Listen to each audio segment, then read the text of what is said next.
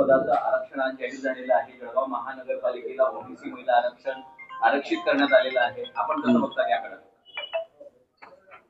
तर मी आरक्षणाचं मनपूर्वक स्वागत करतो आणि जळगाव महापालिकेत ओबीसी महिला आरक्षण निघालेलं आहे. आणि आज महायुतीमध्ये पाहिलं असेल त्याने विशेष भारतीय जनता पार्टीमध्ये कोणते आरक्षण निघालं असतं तर आमच्या सर्व आरक्षणाचे कॅन्डिडेट आमच्याकडे होते. आणि आता सुद्धा ओबीसी जवळजवळ 8 ते 9 महिला आमच्या ओबीसी निवडून आलेल्या आहेत त्याच्यामध्ये. त्याच्यामुळे नक्कीच स्वागतार्थ आरक्षण निघालेलं आहे आमचं. आणि या माध्यमातून शेवट विकास करणं महत्त्वाचं आहे की जळगाव शहराचा सार्वजनिक विकास कसा करता येईल त्याच्यासाठी आम्ही प्रयत्न करणार आहोत. महापौर पदासाठी जे आरक्षण तुम्ही म्हणताय 7 ते 8 महिला आमच्याकडे आहेत, क्रायटेरिया कसा ठरेल? क्रायटेरिया असं आहे की थोडी सिनियरिटी पाहिलं जाईल की बाबा जे दुसऱ्यांदा तिसऱ्यांदा कोण कोण निवडून आलेलं आहे आणि सर्व आमचे नेते सर्व बसून कोर कमिटी याच्यातून निर्णय घेतला जाईल आणि मग चर्चा होऊन त्याच्यातून मार्ग काढतील त्याच्यातून.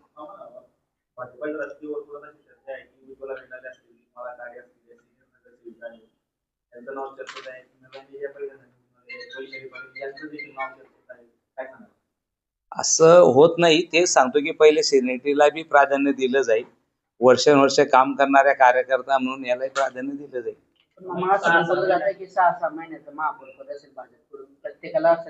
नाही 6 महिने तर नाही, पण कमीत कमी 2.5 वर्ष असेल तर 2-3 असं जर काही करण्याचा प्रयत्न असेल तर खरं मागच्या वेळेलाही बघा तुम्ही आम्ही 2 वेळेला दिलं. 2018 आल्यानंतर 2.5 वर्षात आम्ही 2 लोकांना संधी दिली. त्याच्यामध्ये स्वतः सीमा भोळे होते, त्यांचा 13-14 महिन्यात राजीनामा देऊन आपण भारतीताई सोनवणेला आपण संधी दिली. तर असा प्रयत्न केला जाईल संघटनेच्या माध्यमातून जास्तीत जास्त न्याय देण्याचा प्रयत्न असेल त्याच्यात.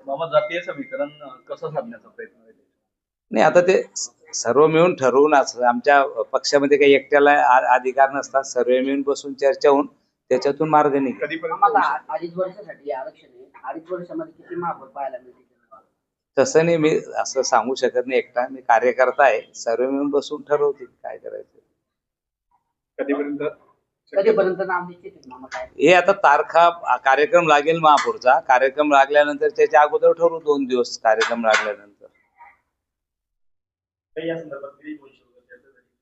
नाही, आता आरक्षण निघालं, आता बोलू, सर्व ठरवतील, सर्व मिळून ठरवू.